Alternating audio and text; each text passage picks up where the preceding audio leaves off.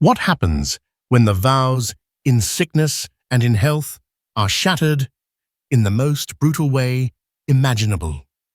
For Genevieve Ainsworth, her fairy tale life was about to become a living nightmare. On the day she needed her billionaire husband, Henry Smith, the most, the day their son was coming into the world, he vanished. Her calls went to voicemail, her pleas met with silence. She faced the agony of labor all alone, her heart breaking with every contraction. But the story doesn't end there. The ultimate betrayal was yet to come, a twist so cruel it defies belief. Because while Genevieve was giving birth, her husband was in the very same hospital, and he wasn't alone. The penthouse on Park Avenue was Genevieve Ainsworth's gilded cage, though for the first 2 years of her marriage to Henry Smith, she'd only seen the gold, never the bars.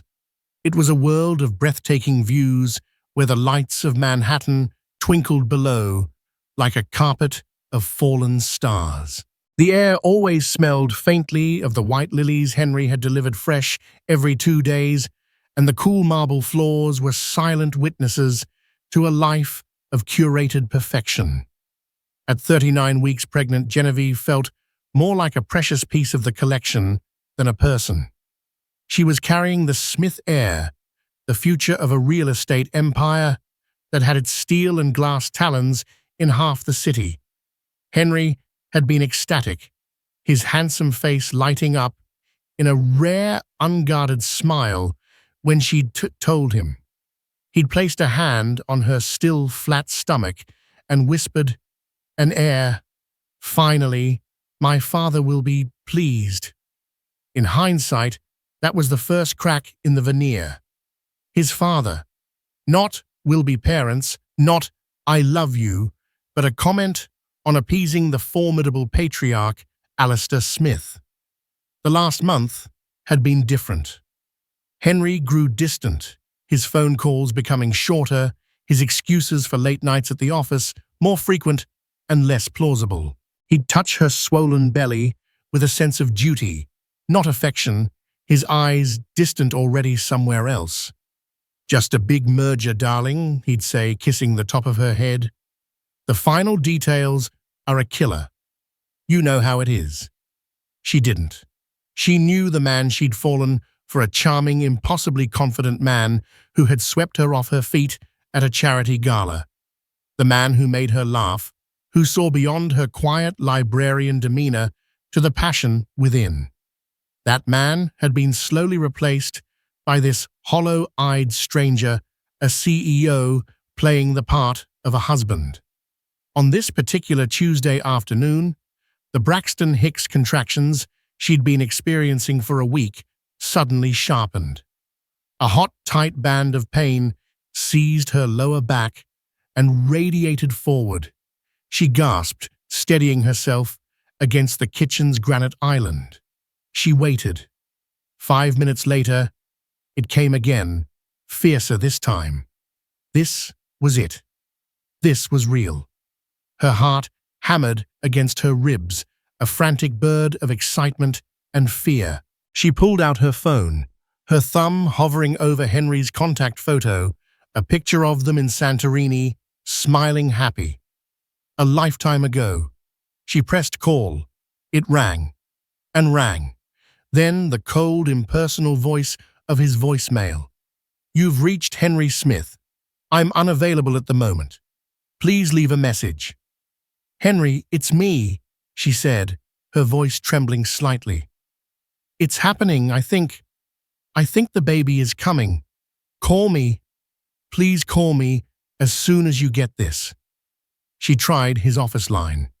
His assistant, a woman with a voice as starched as her shirts, informed her, "Mr. Smith is in a priority meeting off-site, Mrs. Smith. He left strict instructions not to be disturbed." "This is an emergency," Genevieve insisted, breathing through another wave of pain. "You have to tell him." "I'm sorry, my hands are tied," the assistant said, her tone suggesting she was examining her manicure. "I will relay the message the moment his meeting concludes." Panic began to curdle in her stomach. He couldn't be this unavailable. Not today.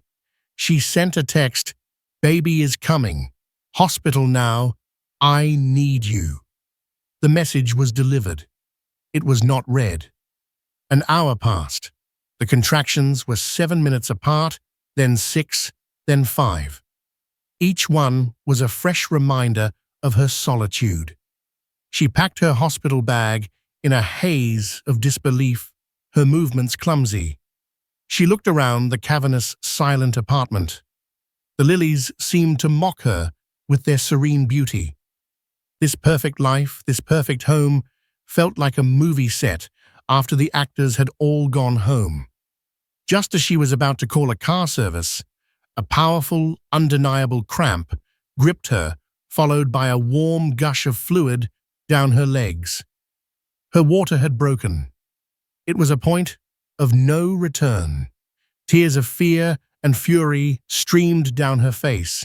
She wiped them away angrily. She would not fall apart.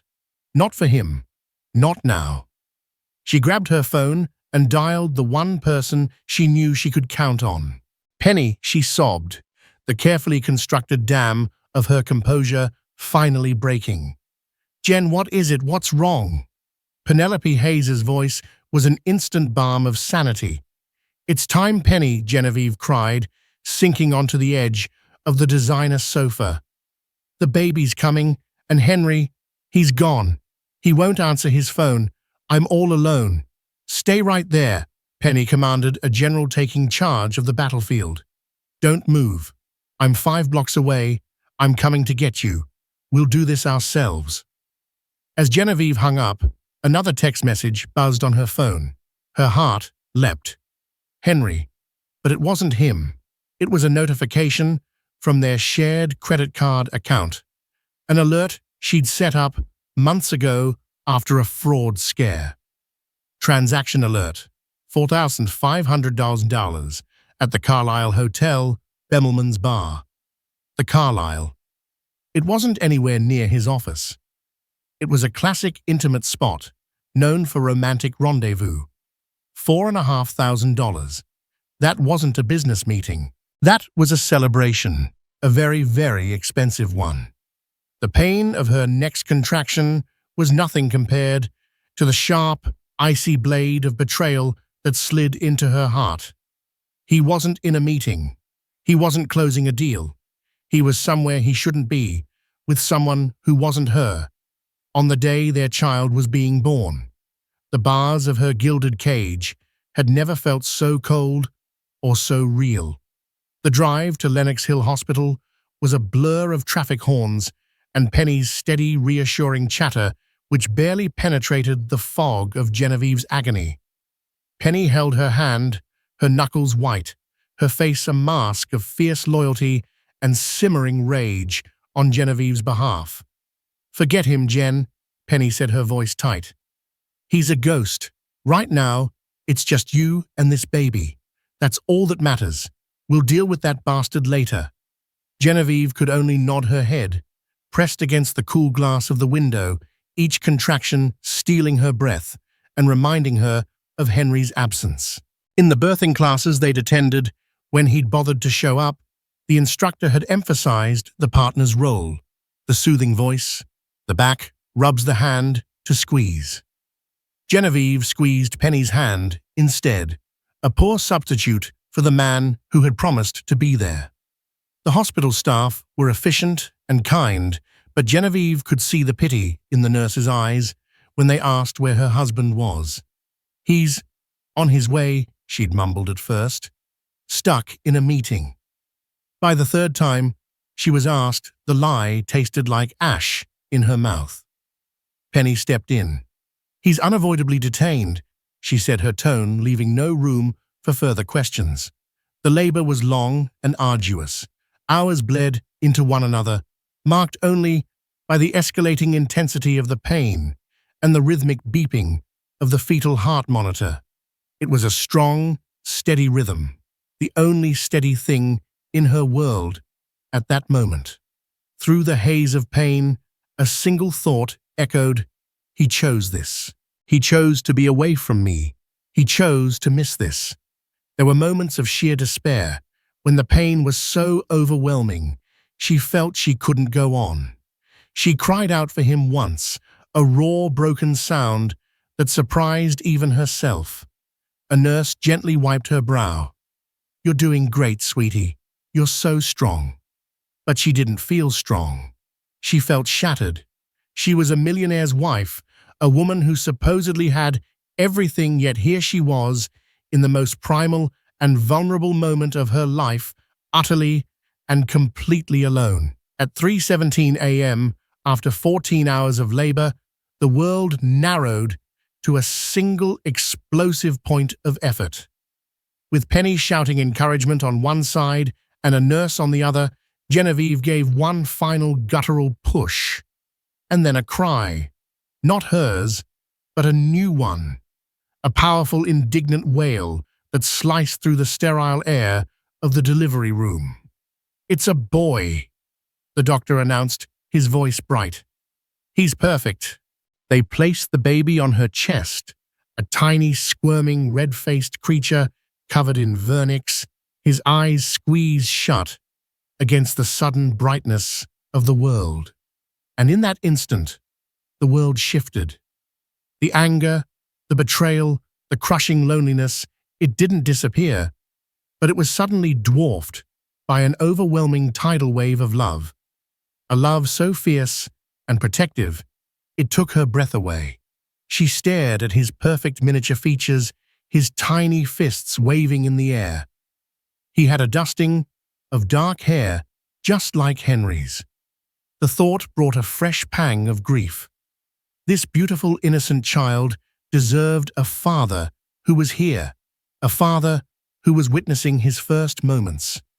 Tears streamed down her face, but this time they were different. They were tears of love, of exhaustion, of profound, heartbreaking relief. "Hello?" she whispered, her voice hoarse. "Hello, my sweet boy." Penny was crying too, her face a mess of happy tears and relief. She took a photo with her phone, capturing the raw, beautiful moment. "He's incredible, Jen. Absolutely incredible." The nurses cleaned the baby and swaddled him in a soft white blanket and a blue and pink striped hat. They handed him back to Genevieve, and she held him close, inhaling his unique newborn scent. She studied his face, a mix of her features and Henry's. She had thought they would argue good-naturedly over who he looked like more. Now, the resemblance to his father was just another wound. A few hours later, settled in her private recovery room, the adrenaline began to fade, leaving a hollow ache in its place. The baby, now fed and sleeping peacefully in a bassinet beside her bed, was a constant, beautiful reminder of the miracle that had occurred, and a constant reminder of the man who had missed it. Her phone lay on the bedside table. No missed calls from Henry. No new messages. The text she'd sent hours ago remained unread. The silence was his answer. It was a deliberate, deafening declaration of his indifference. Penny sat in the armchair, scrolling quietly through her phone, her brow furrowed in concentration.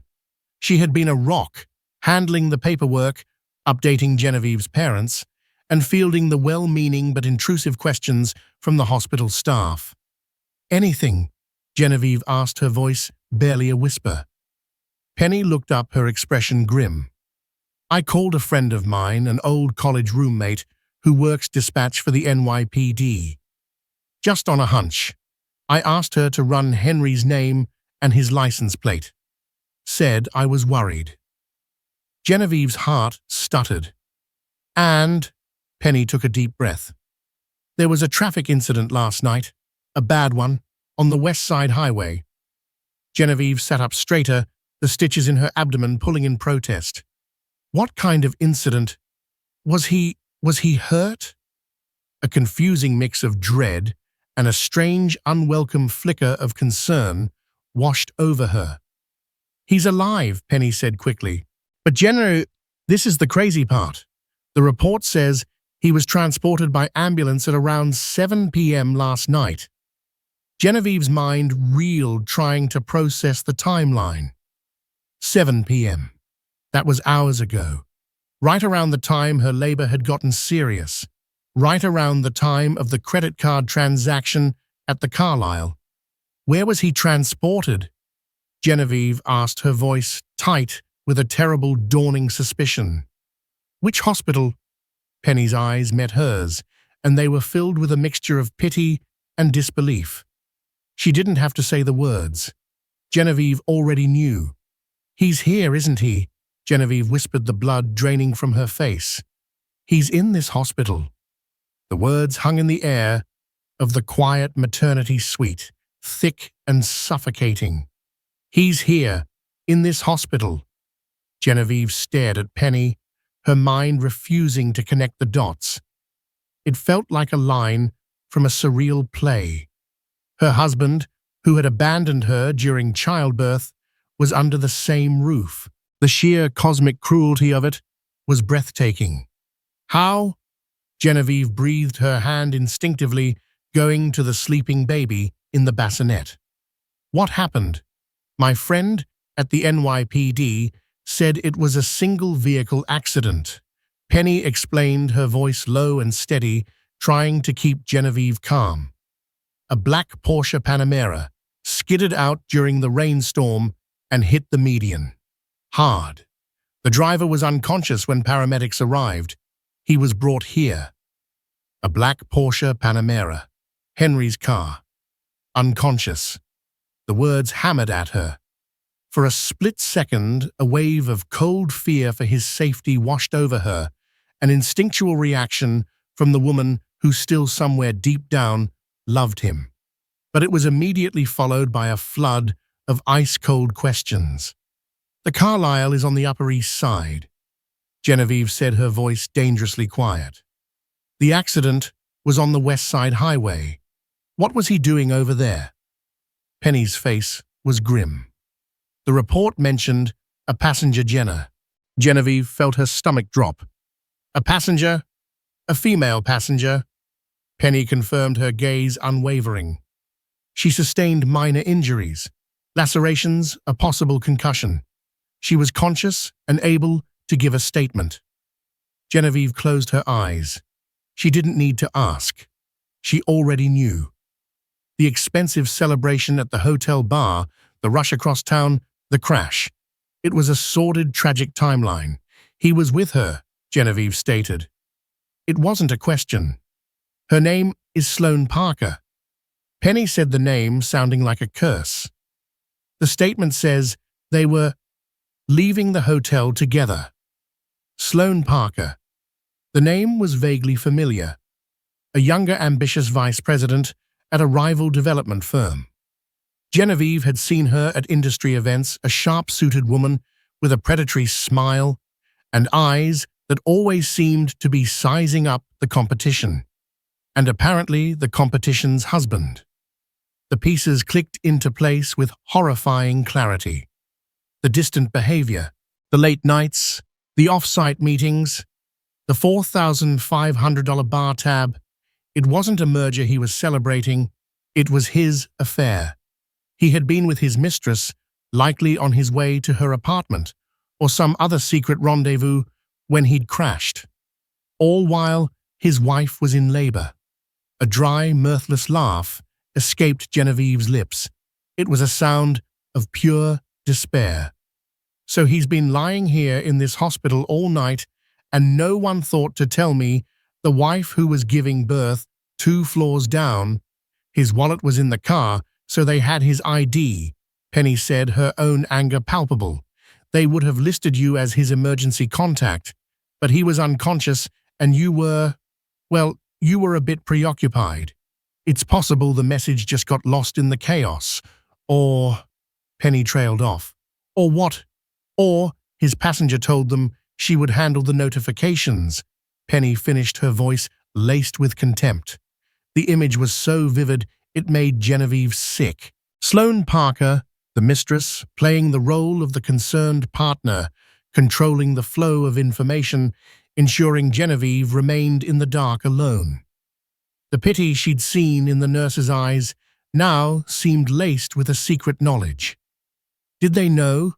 Did the whole hospital know that the abandoned wife in the maternity ward was just floors away from her cheating, hospitalized husband? A new feeling began to eclipse the grief and the shock rage, a cold, clarifying rage that burned away the tears and the weakness. She had cried for him. She had felt a flicker of concern for him. And all the while the truth was this ugly, sordid mess. She looked at her son, her perfect, innocent boy, sleeping soundly unaware of the wreckage his father had created. Her love for him solidified into a diamond-hard resolve. She would not be a victim in this story. She would not be the weeping, pitiful wife. She pushed the button on her bedside remote, raising the head of the bed. Her body screamed in protest, but her mind was clear. "What are you doing?" Penny asked, alarmed. "I need to see him." Genevieve said, her voice steely. "Jen, no. You just gave birth. You're exhausted. You need to rest. Let me go. I'll go down there and—" "No!" Genevieve interrupted, her eyes flashing. "This is not something you can do for me. I need to see him. I need to see them." "What if she's there?" Penny warned. "I'm counting on it," Genevieve replied, her voice devoid of any warmth. She swung her legs carefully over the side of the bed, a jolt of pain shooting through her abdomen. She gritted her teeth and pushed through it. This pain was physical, temporary. The other pain, the one in her soul, was the one she needed to confront.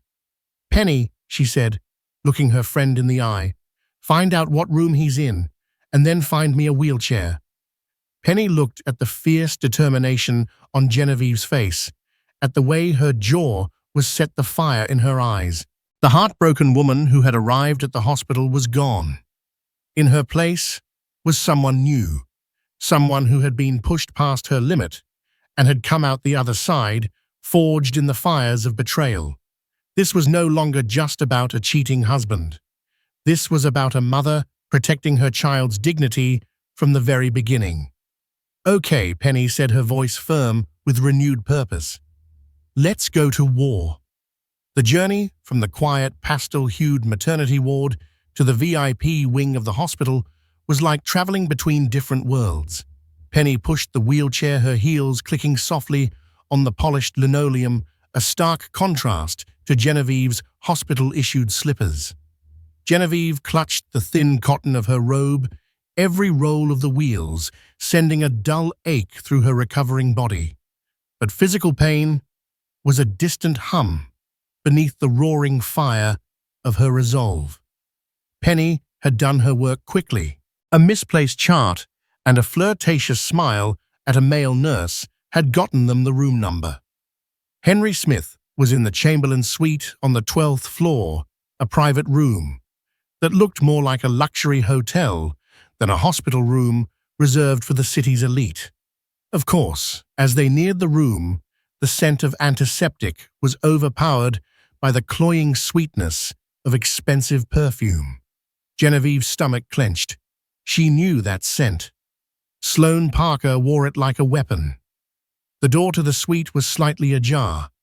Through the gap, Genevieve could see a sliver of the scene within, subdued lighting, a large window with a view of the city and a figure sitting by the bed. Penny paused, looking at Genevieve for confirmation. "Ready," she whispered. Genevieve gave a sharp, determined nod. Penny pushed the door fully open. And there it was, the tableau of her ultimate humiliation. Henry was lying in the hospital bed, his head wrapped in a pristine white bandage. An IV drip was attached to his arm, and various monitors beeped in a steady, unobtrusive rhythm. He looked pale and vulnerable, a fallen titan. But Genevieve's eyes were not on him. They were fixed on the woman sitting in the plush visitor's chair, holding his hand. Sloane Parker was the picture of chic concern. She wore a tailored black dress that likely cost more than Genevieve's entire maternity wardrobe. Her blonde hair was perfectly styled despite her minor injuries, and a single, discreet bandage was plastered just above her eyebrow like a fashionable accessory. She was dabbing at Henry's brow with a damp cloth, her movements intimate and proprietary. She looked up as the door opened, her expression shifting from feigned worry to surprise, and then to a mask of cool, defiant arrogance. "Genevieve," Sloane said, her voice smooth as silk but edged with steel. She didn't stand up. "What are you doing here? You should be resting." The audacity of it was breathtaking. It was Sloane who was the intruder, the trespasser, yet she spoke as if Genevieve was the one out of place. "I could ask you the same thing," Genevieve said, her voice surprisingly strong. Penny wheeled her further into the room, placing her directly at the foot of Henry's bed like a queen surveying her usurped throne. "I'm here for Henry," Sloane replied, squeezing his hand. "He needs me. We were in a terrible accident." She delivered the "we" with deliberate emphasis, a verbal claim of shared experience of partnership. "I'm aware," Genevieve said, her gaze flicking from Sloane's perfectly made-up face to Henry's bandaged head. "I'm also aware that my husband has been lying in this hospital for over 15 hours, and the only person who knew was his mistress." Sloane's lips thinned. "Don't be dramatic. I was handling a delicate situation. He's a very important man. There couldn't be a scandal." "A scandal?" Genevieve laughed, a sharp, bitter sound. "You think a car accident is the scandal here? My husband missed the birth of his son because he was racing across town with you. You are the scandal, Sloane. You're trespassing on my tragedy." At the mention of his son, Henry stirred. His eyelids fluttered. A low moan escaped his lips. "Jen," he mumbled, his voice a hoarse rasp. His eyes, unfocused, tried to find her. Sloane immediately tightened her grip on his hand. "Shh, darling, I'm here," she cooed, positioning herself to block his view of Genevieve. "Just rest. Get your hands off my husband," Genevieve commanded, her voice ringing with an authority she didn't know she possessed. Sloane turned back to her, a smirk playing on her lips. "He doesn't seem to be complaining. Face it, Genevieve, this isn't some secret anymore. Henry and I, this is real. What you had was a marriage of convenience, a business arrangement to produce an heir. Well, you've done your part. You can collect your prize and go." Every word was a poisoned dart designed to inflict maximum pain, and it worked. Tears pricked Genevieve's eyes, but she refused to let them fall. She would not give this woman the satisfaction. "You know nothing about my marriage," Genevieve said, her voice shaking with controlled fury. "You are a footnote, a sordid little affair that ended in a ditch on the West Side Highway. I am his wife. I am the mother of his son, the son whose birth he just missed. How do you think that's going to play out when he's fully conscious, when his father finds out?" Sloane's smirk faltered slightly at the mention of Alistair Smith. She knew, as everyone in their circle knew, that the old man valued legacy and appearance above all else. A mistress was one thing. A mistress who caused a scandal that interfered with the arrival of the Smith heir was another thing entirely. "Henry chose to be with me," Sloane shot back, recovering her composure. "Last night and every night for the last 6 months. He's tired of playing house with a boring little wallflower. He wants a woman who is his equal." "An equal?" Penny stepped forward, unable to contain her disgust. "An equal in what deceit, home-wrecking? You're not his equal. You're his liability, and you're about to find out just how big a liability you are." As if on cue, Henry's eyes opened again, clearer this time. They found Genevieve. The monitors beside him began to beep a little faster. "Genevieve," he rasped, his voice filled with a confusing mix of guilt and pain. The baby, before she could answer, before she could utter a single word to the man who had broken her heart, the door to the suite swung open with force, hitting the wall with a loud thud. Standing in the doorway, exuding an aura of cold, ruthless power that chilled the entire room, was Alistair Smith. His piercing grey eyes swept over the scene, his unconscious son. The impeccably dressed mistress holding his hand, and his daughter-in-law pale and exhausted in a wheelchair, her loyal friend standing guard.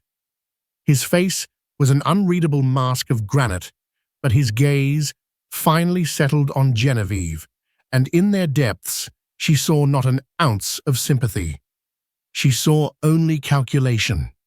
The king had arrived at the scene of the disaster, not to comfort the wounded, but to assess the damage to his kingdom. Alistair Smith didn't raise his voice. He didn't need to. His presence alone sucked the air from the room, replacing it with an atmosphere of icy authority. He was a man in his late 60s, impeccably dressed in a bespoke charcoal suit, his silver hair perfectly coiffed. He looked less like a concerned father and more like a predator that had just cornered its prey. His cold grey eyes took in the entire scene in a single sweeping glance. He dismissed Sloane Parker with a look of such utter contempt that she visibly flinched and instinctively let go of Henry's hand. His gaze lingered for a moment on his son, a flicker of annoyance crossing his features, as if Henry's unconsciousness were a personal inconvenience. Finally, his eyes landed on Genevieve. "Penelope," he said, his voice a low rumble. It was not a request. It was a command. "Leave us." Penny looked at Genevieve, her expression a mix of defiance and concern. Genevieve gave a subtle, almost imperceptible nod. This was a battle she had to face alone. With one last, worried look, Penny squeezed her shoulder and walked out, closing the door softly behind her. Alistair then turned his attention to Sloane, who was now standing awkwardly, trying to regain her composure. "Miss Parker," he said, the name dripping with disdain, "your 15 minutes of relevance are over. I suggest you vacate this room, this hospital, and my son's life immediately. A car is waiting for you downstairs. It will take you to your apartment. You will pack a bag. Another car will then take you to the airport. You have a one-way first-class ticket to London waiting for you. My office has already wired a severance package to your account, a generous one. In return, you will sign the non-disclosure agreement that is waiting for you, and you will disappear. Am I understood?" Sloane stared at him, her face pale. The ruthless efficiency of her dismissal was staggering. All her talk of being Henry's equal evaporated in the face of true power. She was being erased. "But, Henry," she stammered, looking toward the bed, "my son made a regrettable error in judgment."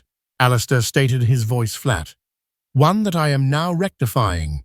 The arrangement is not negotiable. If you attempt to contact him or anyone in my family ever again, I will not only reclaim the severance, I will personally see to it that you never work in real estate or any other reputable business in this hemisphere again.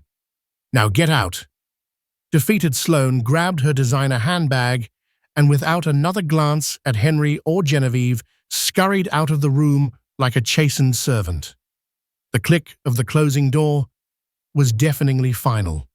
Now they were alone. The patriarch and the wounded matriarch. Alistair pulled the chair. Sloane had vacated closer to Genevieve's wheelchair, sitting down so they were at eye level. He didn't ask how she was. He didn't ask about the baby. "This is an unfortunate mess," he began, as if discussing a dip in the stock market. "Henry's recklessness has created a public relations vulnerability." Genevieve stared at him, incredulous. "A public relations vulnerability, Alistair? Your son abandoned me while I was giving birth to your grandson." "Yes, I'm aware of the optics," he said, waving a dismissive hand. "It is precisely those optics I am here to manage. You have given me an heir, Genevieve. For that you have my gratitude, and you will be rewarded. The Smith legacy is secure. Now we must ensure its presentation remains flawless." He leaned in slightly, his voice dropping to a conspiratorial whisper. "Here is what is going to happen. Henry's accident was a tragic, unforeseen event. He was rushing from a late-night business dinner, desperate to get to the hospital to be by your side. The storm, the slick roads, it was an act of God, not an act of infidelity. The press will be told a story of a devoted husband cruelly struck down on his way to witness a miracle. You, his loving wife, will confirm this narrative." Genevieve felt a cold dread creep up her spine. He wasn't just dismissing her pain. He was trying to conscript her into his lie. "You want me to lie for him," she whispered, horrified. "To cover for him. After what he did?" "I want you to be pragmatic," Alistair corrected her. "This is not about feelings, Genevieve. It is about assets, legacy, and power. And your son, my grandson, is now the most important asset we have. His life will be one of privilege and influence, but only if the family name remains untarnished. A sordid divorce, a public scandal, it would damage his prospects before they even begin." He saw the conflict in her eyes, the raw pain warring with the mention of her son. He pressed his advantage. "Play the part of the devoted, forgiving wife," he continued, his voice smooth and persuasive. "Stand by Henry through his recovery. We will release a beautiful family photo from the hospital, the happy parents, and the new heir. In return, your position is secure. A new trust will be established in your name, independent of Henry's finances. The prenuptial agreement will be amended, quadrupling your settlement in the event of any future disagreements. You will live a life of unimaginable comfort and security.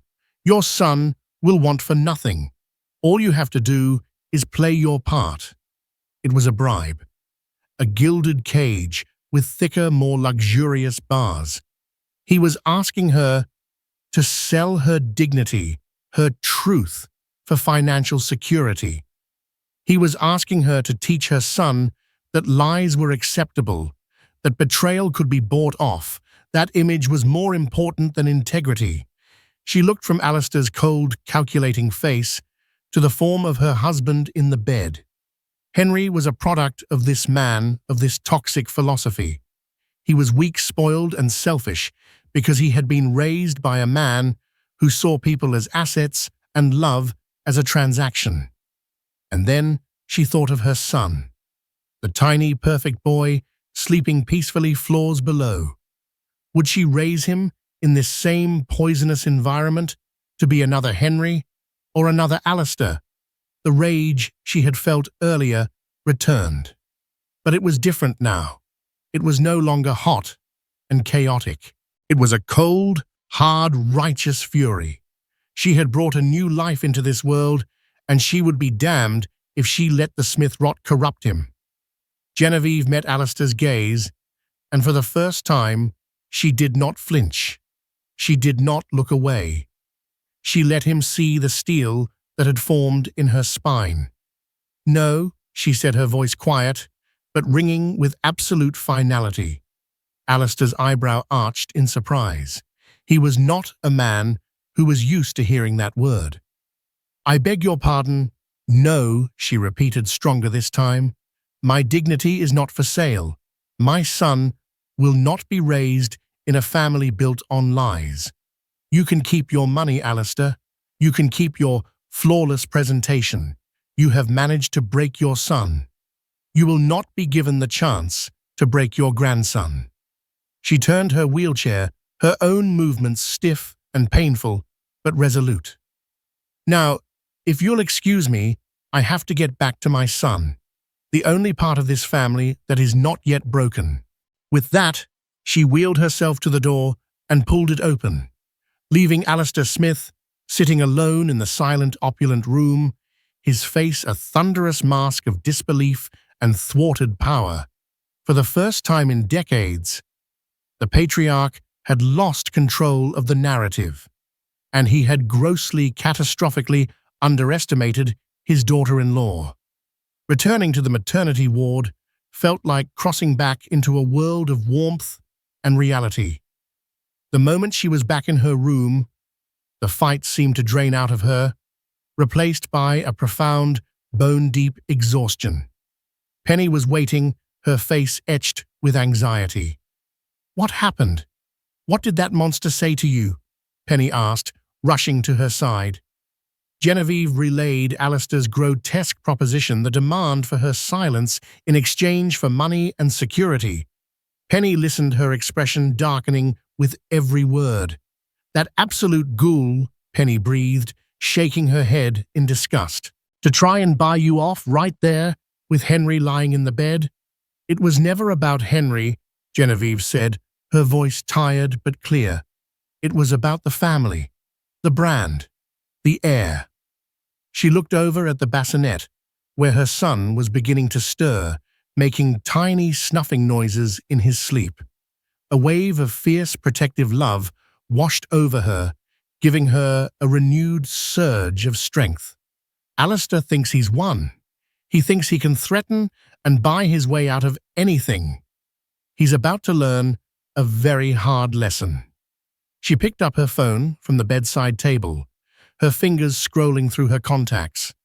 She bypassed friends and family, going straight to a number she hadn't called in years, a contact from a charity board she served on. "What are you doing?" Penny asked. "Alistair Smith understands one thing: power. And lawyers," Genevieve said, her thumb hovering over the call button. "So I'm going to get the best one in New York, a shark." She pressed the button. The call was answered on the second ring. "Annalise Keating's office. This is Genevieve Ainsworth," she said, her voice steady and firm. "I need to speak with her. It's a matter of urgent and extreme personal importance." The name Ainsworth, connected by marriage to Smith, was enough to get her through. Annalise Keating was a legend in the city's elite circles, a divorce attorney so notoriously brilliant and ruthless that husbands were known to settle immediately rather than face her in court. While she waited for Annalise to call her back, Genevieve turned her attention to her son. She gently lifted him from the bassinet, holding him close. He smelled of milk and innocence. "What are you going to name him?" Penny asked softly, sensing the shift in the room. Genevieve had discussed names with Henry for months. They had a list: Alexander, William, Christopher. Strong, traditional, Smith-approved names. Looking down at the tiny face in her arms, none of them felt right. They were names from her old life, a life that had been a lie. This child was the start of a new life, her new life. He needed a name that represented strength, nature, and resilience. A name free from the taint of his father's family. "Rowan," she said, the name feeling perfect the moment she spoke it. "His name is Rowan. Rowan Ainsworth," Penny said, tasting the name. "I love it." "No," Genevieve corrected her, gently but firmly. "Rowan Smith. He is still a Smith, and he is going to be the one who redefines what that name means, but he will be raised by an Ainsworth." The call from Annalise Keating came an hour later. Genevieve laid out the story in stark, unemotional detail: the neglect, the affair, the accident, the confrontation with Sloane, and finally Alastair's attempted buyout and threat. Annalise listened without interruption, a silence that felt more potent than any expression of sympathy.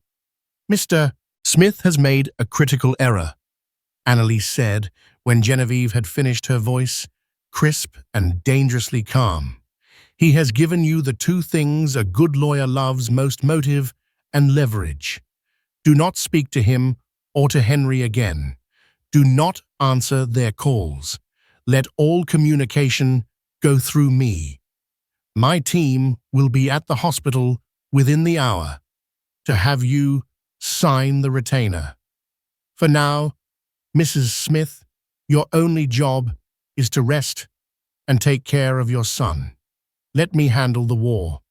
Hanging up the phone, Genevieve felt a weight lift from her shoulders. She was no longer alone in this fight. She had an army. The next few days were a blur of recovery and planning. Annalise's team, a pair of sharp, impeccably dressed associates, arrived and efficiently handled all the paperwork. Penny became her gatekeeper, fending off calls and even a bouquet of funereal-looking roses that arrived from Alastair with a card that simply read, "Reconsider." Genevieve had Penny throw them in the trash.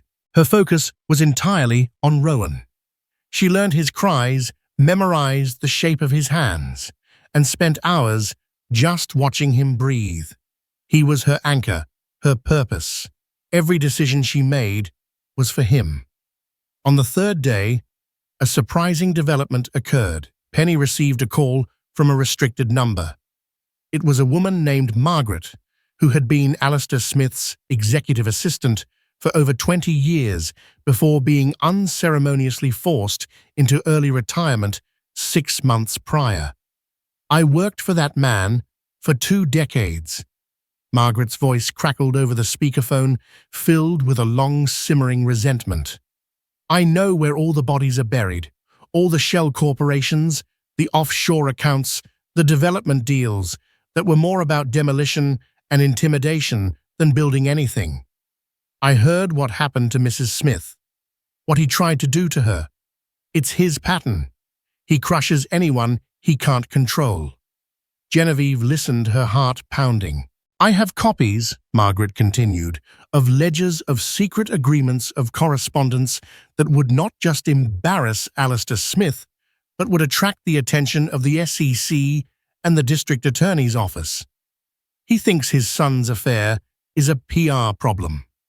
The real problem is his entire business empire is a house of cards built on fraud. I thought Mrs. Smith might find this information useful." Penny looked at Genevieve, her eyes wide. This was more than a smoking gun. This was an arsenal. Alastair, in his arrogance, had tried to intimidate Genevieve with financial and social power, but he had created an enemy who now had the power to dismantle his entire world. Genevieve took a deep breath. "Margaret," she said into the phone, her voice clear and steady. "Thank you. Please tell me everything." The game had changed. This was no longer just a divorce. It was a hostile takeover. 6 weeks later, the landscape had shifted entirely. Genevieve was out of the hospital, settled not in the cold Park Avenue penthouse, but in a sun-drenched, secure brownstone in Brooklyn Heights that Annalise Keating's firm had arranged. Rowan was thriving, a happy, gurgling baby who was blissfully unaware of the storm raging around him. Genevieve, however, was in the eye of it, calmer and more focused than she had ever been in her life. Henry had been discharged from the hospital, his physical recovery well underway. His emotional state, however, was in tatters. He had tried to call to text to send emissaries. He'd written long, rambling letters, full of apologies and pathetic excuses. "I was lost. Sloan meant nothing. I was under so much pressure from my father. Please, Jen, don't take my son from me. Genevieve read them with a detached pity. They were the words of a weak man, a boy in a CEO's suit, and she felt nothing but the hollow echo of a love that was long dead. All communication was routed through Annalise, whose curt, formal replies gave the Smiths no quarter. The information from Margaret, the disgruntled former assistant, had proven to be pure dynamite. Annalise's forensic accountants had verified everything. The Smith empire wasn't just unethical, it was criminally fraudulent. They had enough evidence to trigger federal investigations that would tie Alistair and his company up in court for years, likely ending with hefty fines and possibly prison time.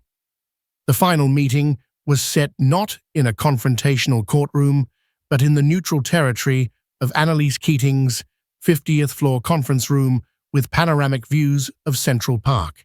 It was a power play, and everyone knew it. Genevieve walked in, feeling like a different woman. She wore a simple but exquisitely tailored navy blue dress, her hair pulled back in a sleek chignon. She was not the weeping wife in the hospital gown. She was a woman in complete control.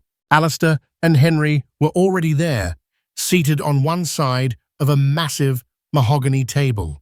Alistair looked haggard, the 6 weeks of stonewalling and the looming threat having taken their toll. Henry just looked broken. He stared at Genevieve, his eyes pleading, but she refused to meet his gaze. Annalise Keating began, her voice cutting through the tension. "Good morning, gentlemen.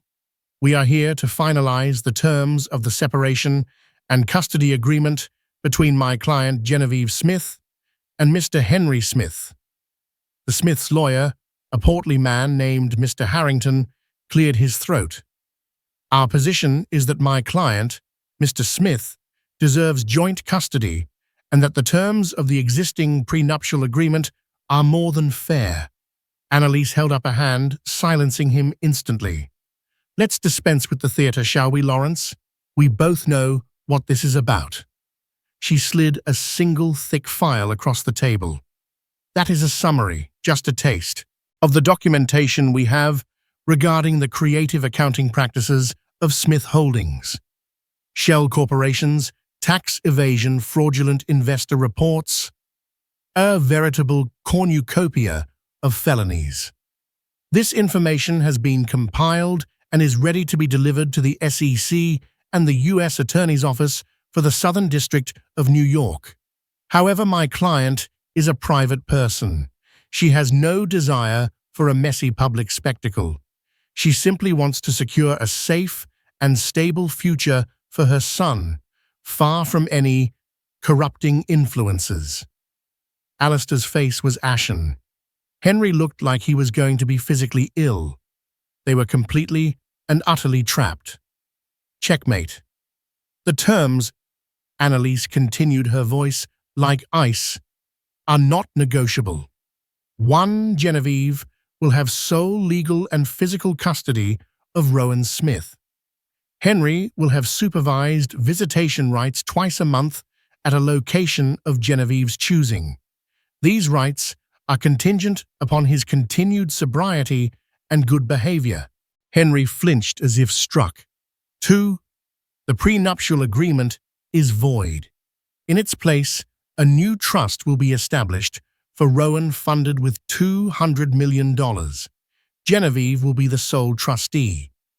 A separate irrevocable trust of $50 million will be settled on Genevieve directly.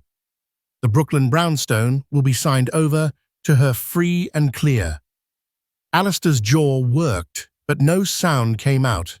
3, Annalise said, her eyes locking on Alistair. "All documentation regarding the financial indiscretions of Smith Holdings will be placed in a secure vault under my firm's control.